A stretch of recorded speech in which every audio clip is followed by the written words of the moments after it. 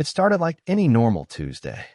Warm sunlight painted the sidewalks of Belmont, a sleepy southern town that looked like it had been plucked straight out of a postcard.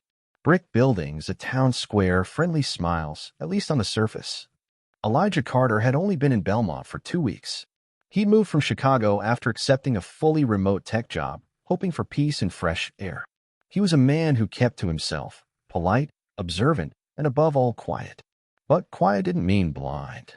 At 3:12 p.m., he walked toward Granger's Steakhouse, the most popular restaurant in town. People raved about it. Google reviews were glowing. Best ribs in the South, one said. A must-visit in Belmont, said another. Elijah had passed by the place a few times before. It looked old-fashioned but clean. Smelled amazing, too. That afternoon, he decided to treat himself. New town, new beginning. Why not? He climbed the steps to the front door. The open sign was glowing. Inside, he could see people eating, laughing, sipping sweet tea. A waitress dropped off a basket of rolls. A little girl giggled as her father made a silly face.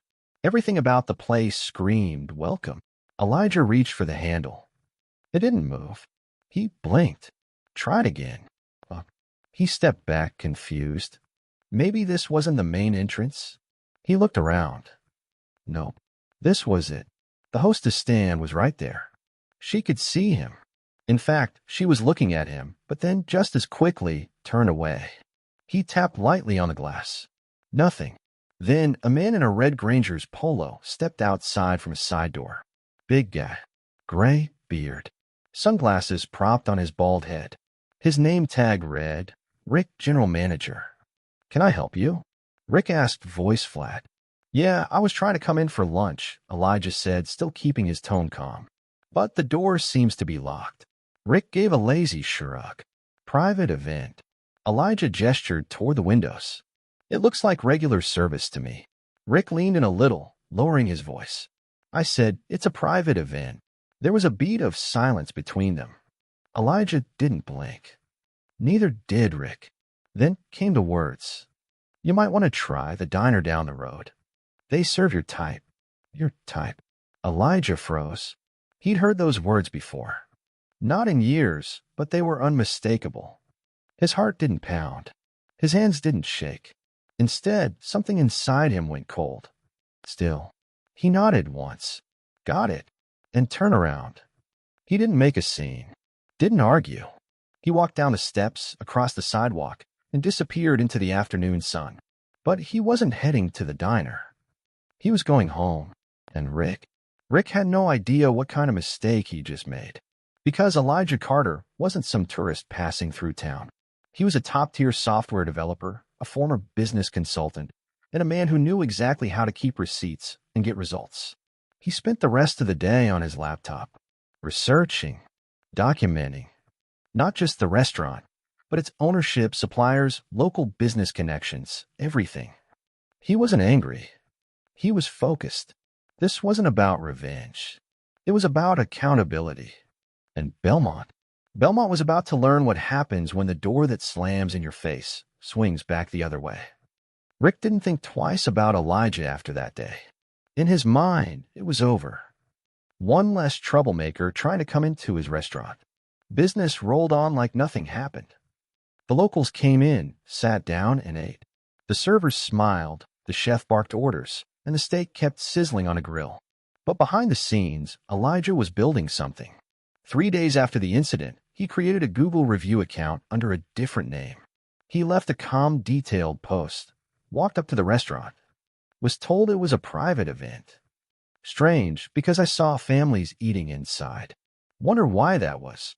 He didn't mention race, didn't point fingers. But the message was clear to those who read between the lines. Then he opened a new tab, TikTok. He recorded a 27-second video.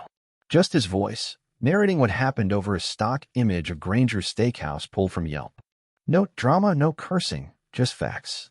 He ended the video with, "This happened in 2025.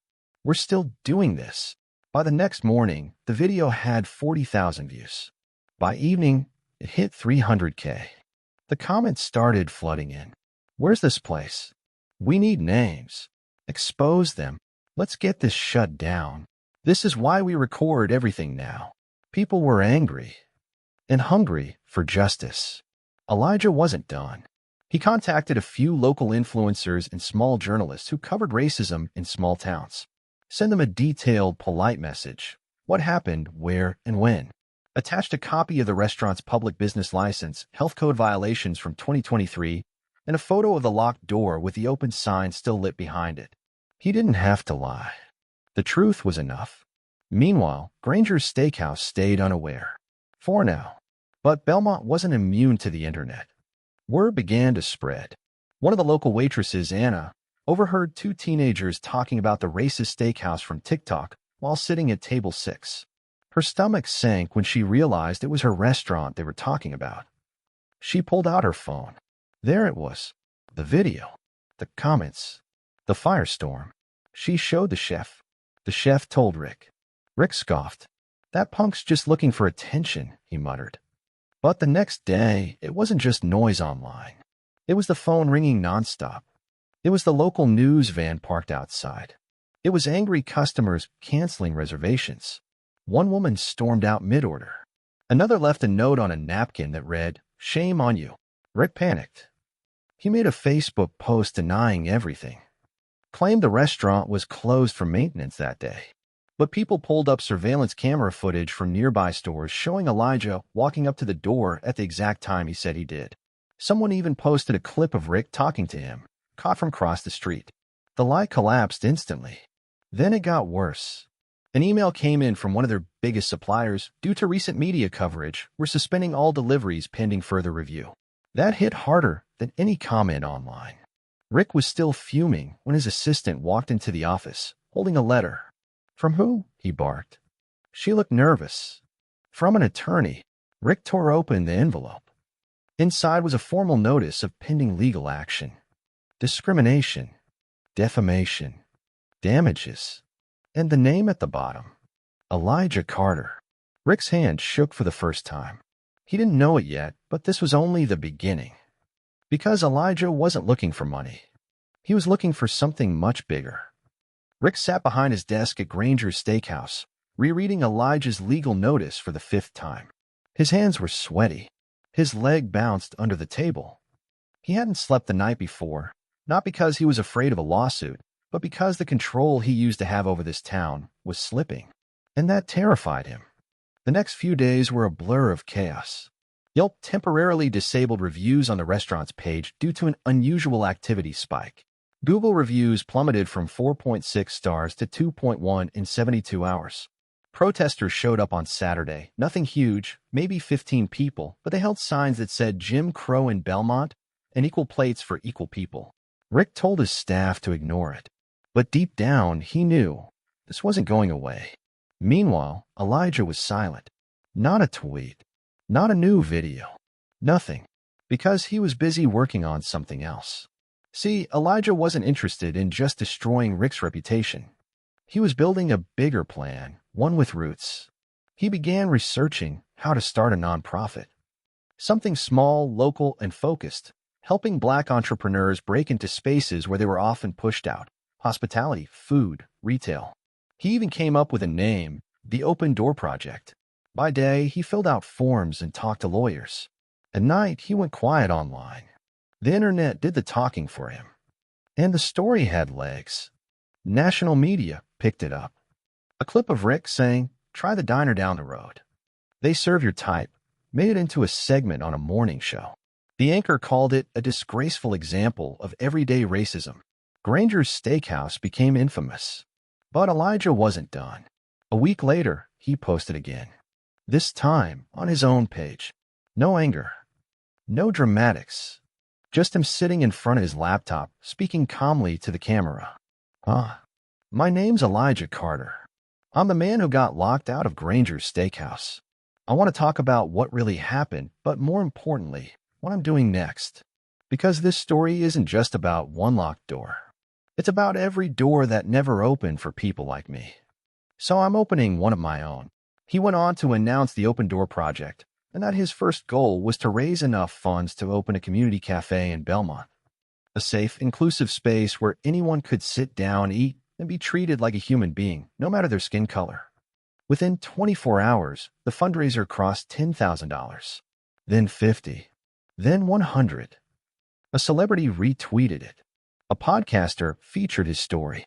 Donations poured in from all over the country. Rick couldn't believe it. He paced the kitchen of the steakhouse while servers whispered behind his back. One cook quit. The hostess called out sick 4 days in a row. Even his most loyal customers weren't showing up. He called his lawyer, tried to get ahead of the lawsuit. But it was too late. Elijah's legal team had done their homework. There were witnesses, emails, a trail of past incidents, some from former employees, now ready to talk. Rick's world was crumbling. But Elijah, he was just getting started. One morning, Rick drove past an empty lot on 4th and Main, the same lot he once tried to buy for patio expansion. He slammed the brakes when he saw the big white sign. Coming soon, the Open Door Cafe, founded by Elijah Carter. He sat there, mouth open, engine running. For the first time, Rick realized this wasn't just about one man getting turned away. It was about what happens when you try to lock the door on someone who knows how to build their own house. By the end of the second week, Belmont wasn't just talking about Elijah Carter. It was splitting over him. Half the town stood behind him, people who had lived in silence for years, too scared to speak out.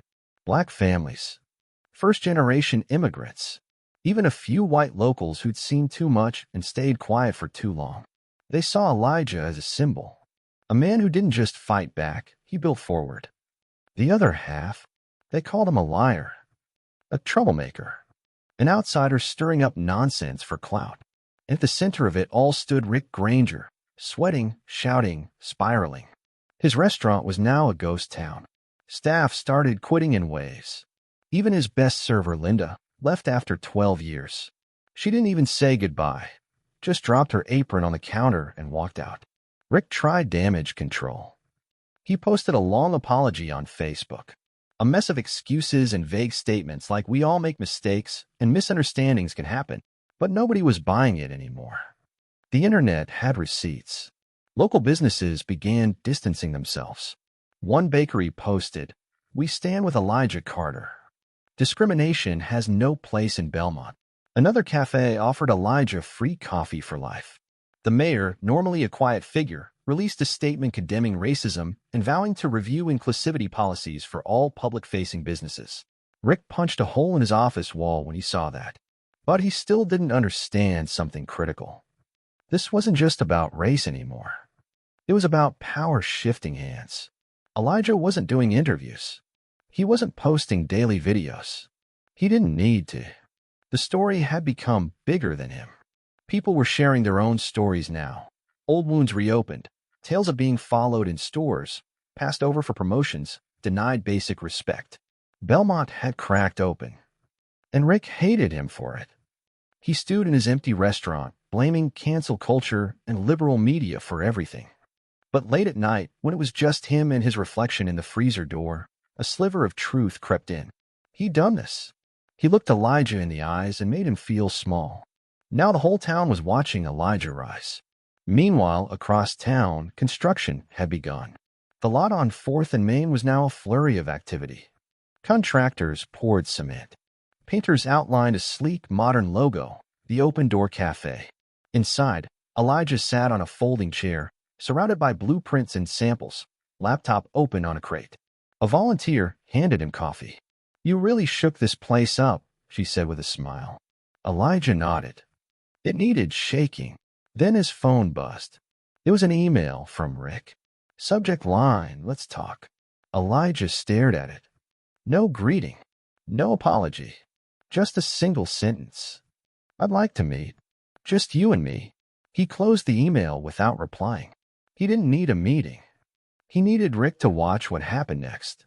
Because there was one final card Elijah hadn't played yet.